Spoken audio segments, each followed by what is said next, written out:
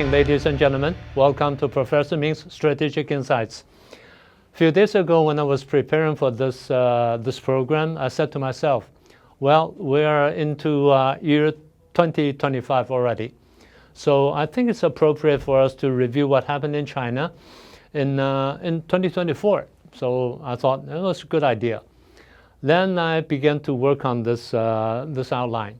And I said, I'm going to cover China's economy, China's society, and foreign policy, and cross-Taiwan Strait relations, and of course, the most importantly, politics, Chinese politics in 2024. So I started working on it. But pretty soon I realized that I was a little bit overly ambitious. I bit a bit too much than I could chew. So I decided to divide them up.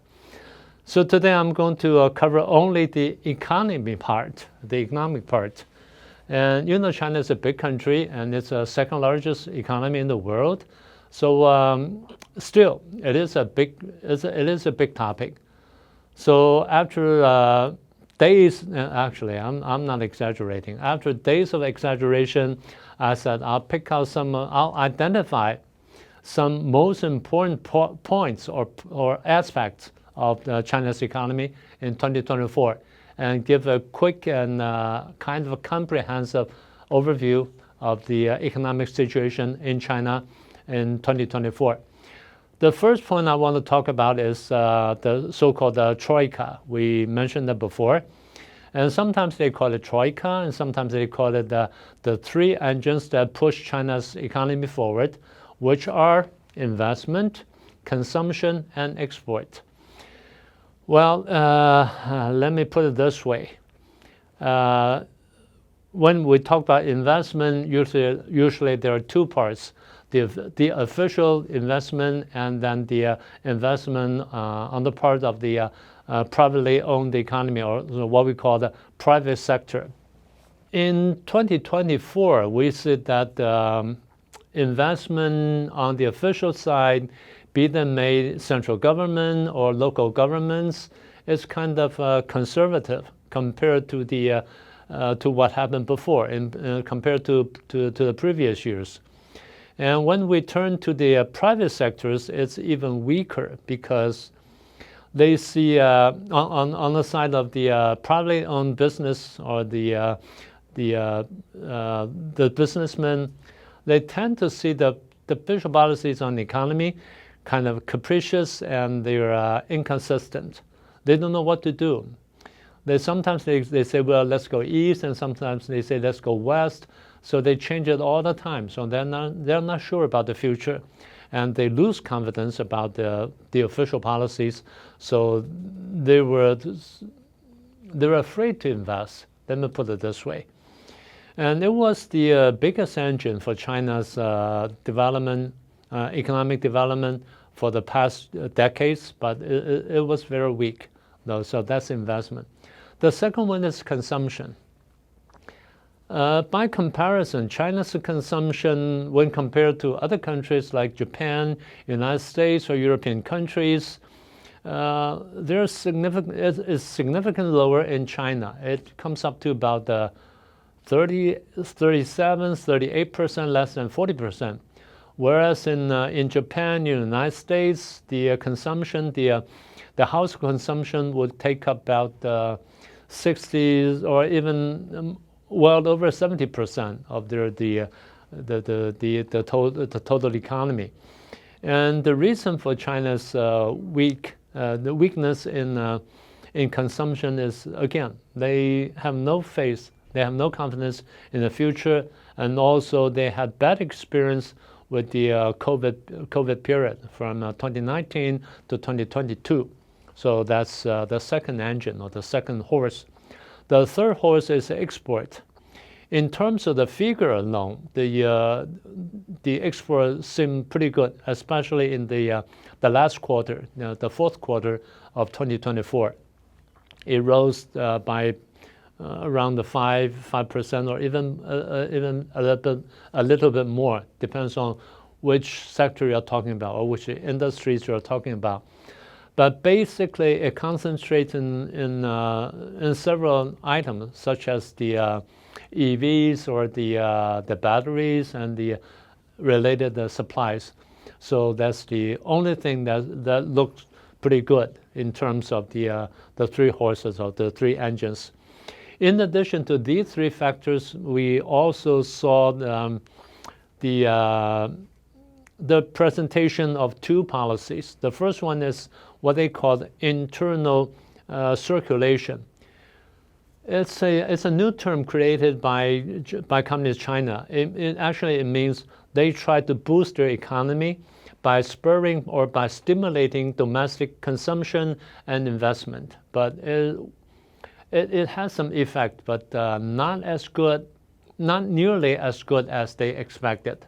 So it's not that good.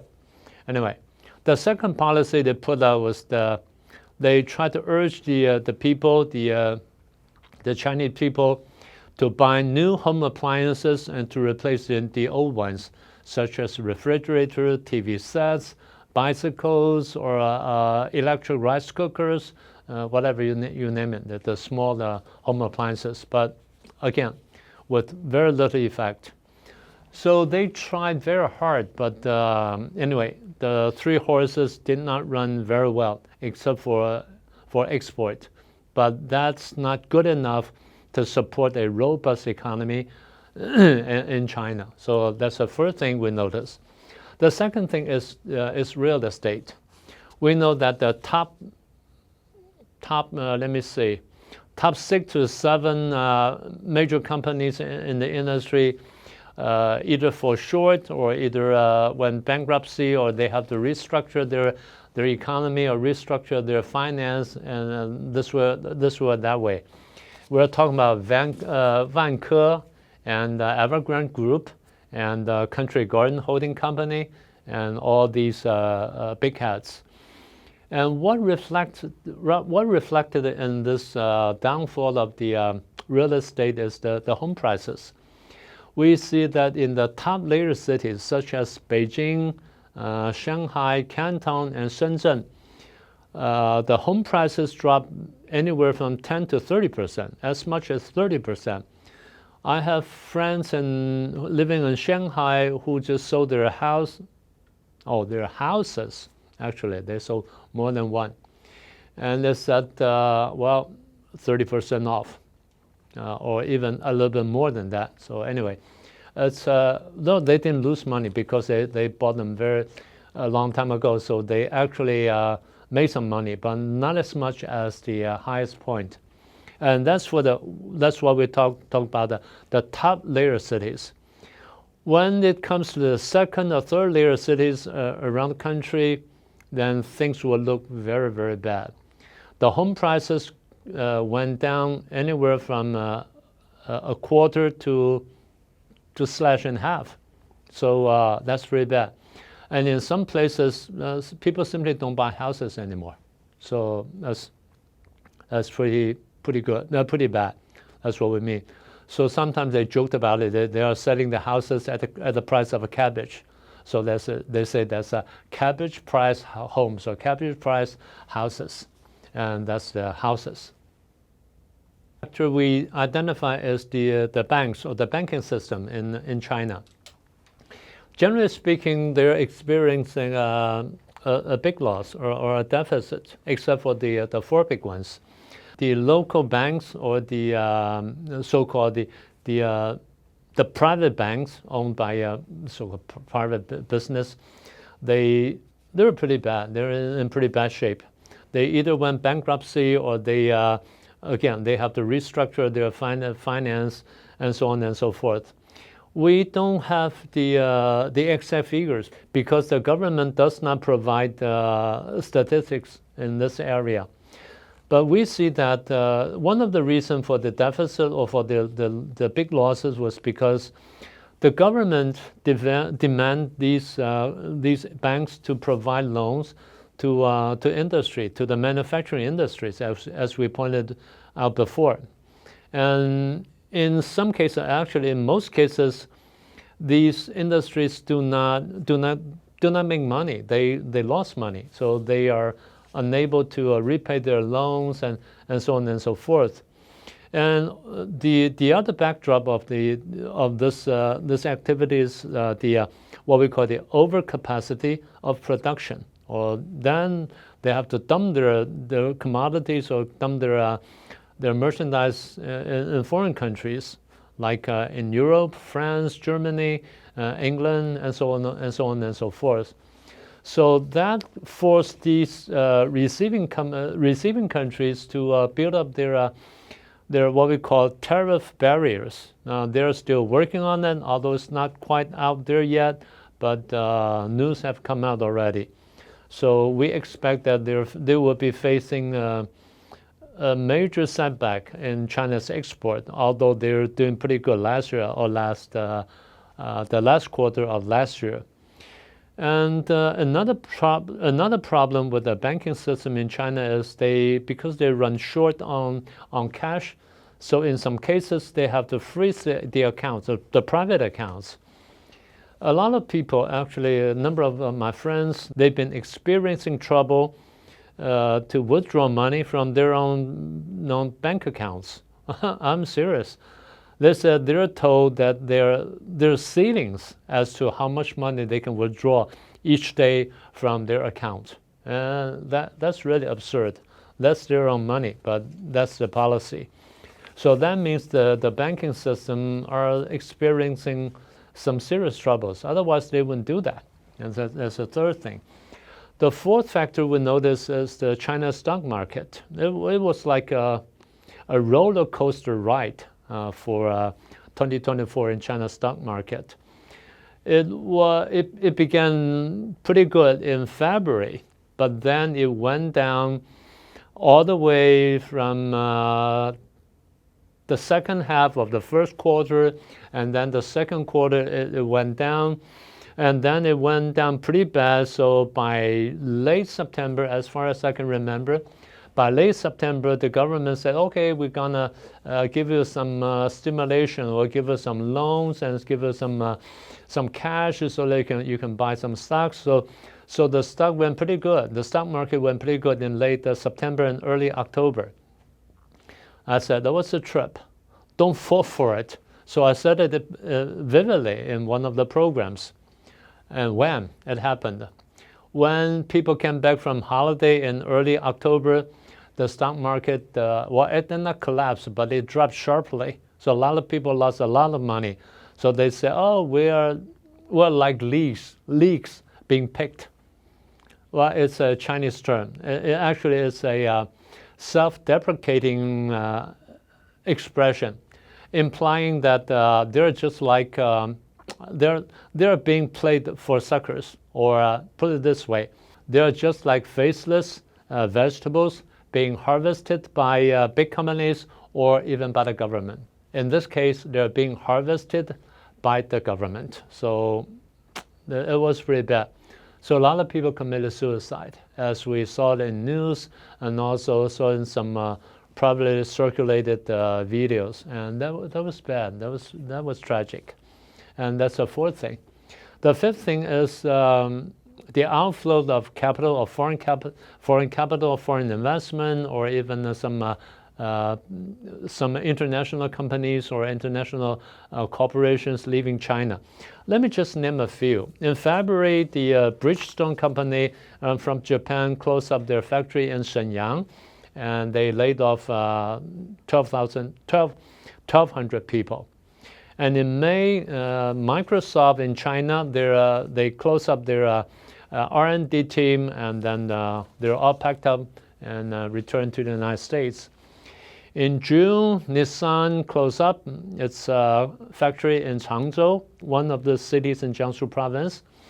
And in July, Kato of Japan leaving China. And also in July, Nippon Steel Corporation, they left Shanghai.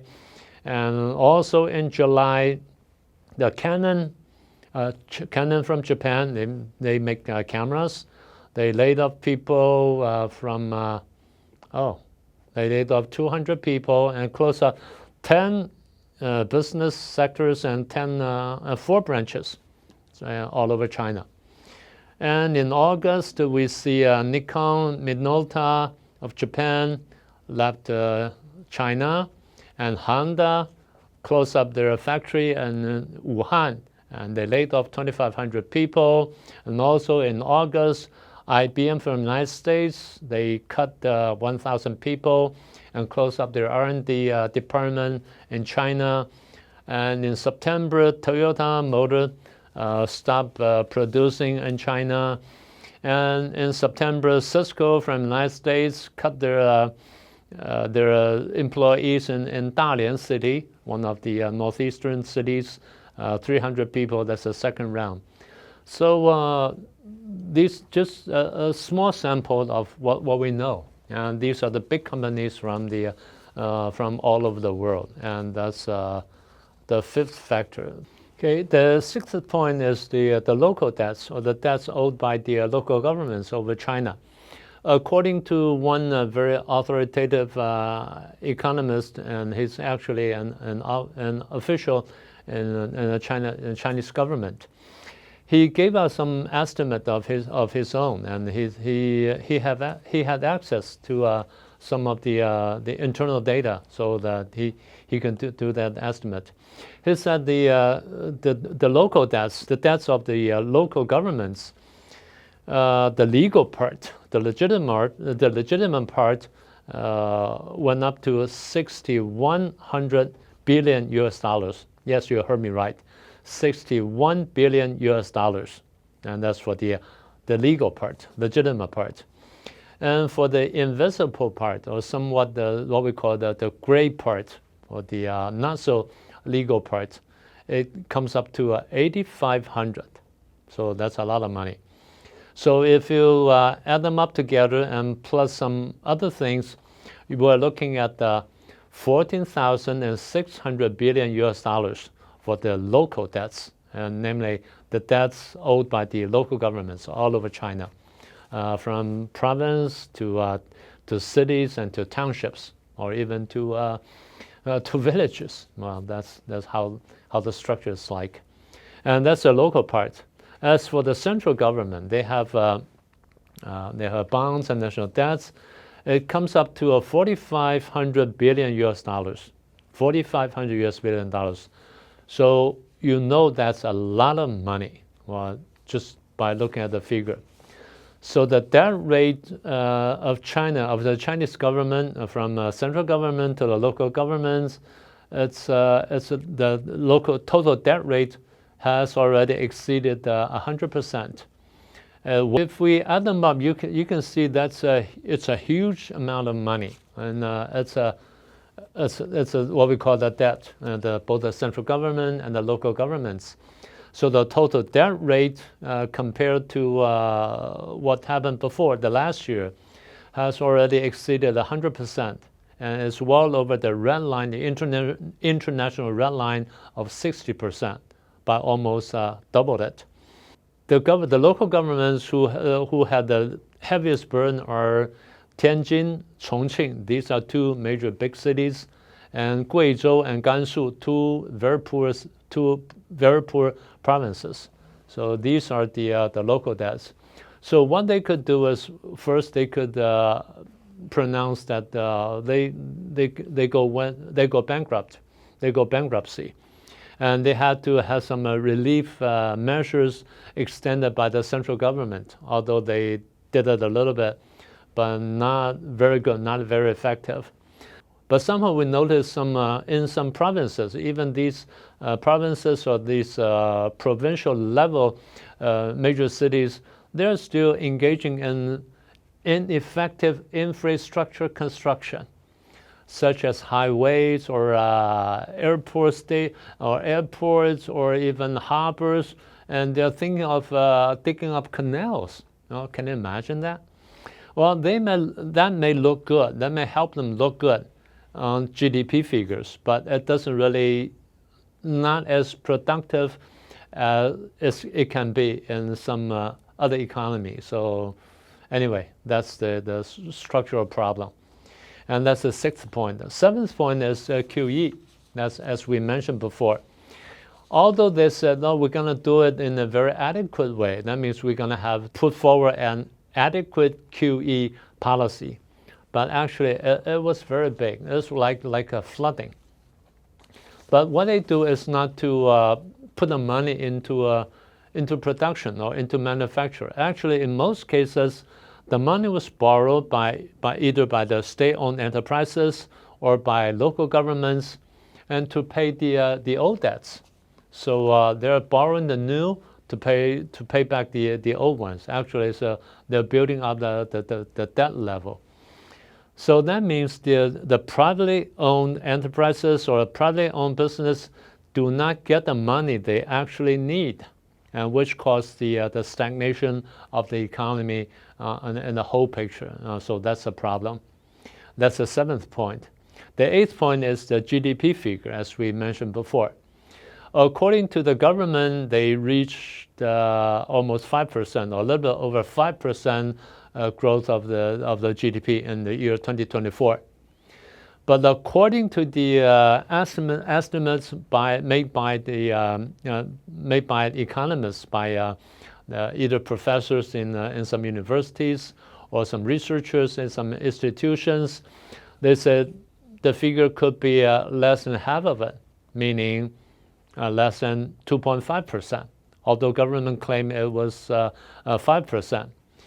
And the sad thing is, these economists, these bold economists or enterprising economists, they were either silenced or sanctioned. Their accounts in their social media network or whatever being closed up or being frozen for a while. And that's a GDP figure. The last one is deflation. Although the government does not admit it, but we do notice that there is a deflation going on in China. The commodity prices went down 6 seasons in a row. Now let me say it again. Commodity prices in China went down 6 seasons in a row. It's definitely not a good news. And China is actually facing the biggest deflation ever since 1997, 1998, what we call the financial crisis in Asia. And some of us still remember it very vividly. And also notice that the government, the central government, Beijing, has done a very slow job in restoring the real estate industry and how to deal with the local debts, as we mentioned before, and the high standing unemployment rate among young people. And they have done a pretty sloppy job in encouraging families to reduce their savings and to increase their consumption and things like that. They've been doing a bad job, so it's not very effective. So as we mentioned at the very beginning of this episode, we said the 3 horses of the China's economy do not run very well, except for export in the last quarter. So we don't know how to get out of that. We know that the price is deflation. And the best way or the best solution for that is the depreciation of the renminbi, of the Chinese dollar. We don't know how far they could go on that point. People are speculating anything lower than 7.2, although it's been often on the benchmark of 7.3. And people, the banking systems around the world, or the big companies around the world, are forecasting the yuan, the Chinese dollar, would depreciate as low as 7.3, 7.4, 7.5, and some people even say, oh, it'll probably go as low as 8.0. We don't know yet, but it seems that's the only viable solution for China, if they want, for communist China, if they want to save their economy to a certain extent. We know that it's also it's not just a matter of policy; it's a matter of the structure. If you don't change the structure, the entire economic structure, it'll go down. It'll go down. It'll spiral down all the way. Although we don't know how fast, we don't know how bad, but it doesn't look good. Especially if Trump is going to raise tariffs on China, on communist China, then things will look very ugly. We hate to see that, but it seems it's on the horizon. So let me end today's show with a warning. Well, let's buckle up and drive safely. Well, if you like today's program, please subscribe if you haven't done so. And please share it with your friends. And then click the icon bell so that you can get a simultaneous notification once we have a new program. Well, thank you for watching, and we'll see you next time.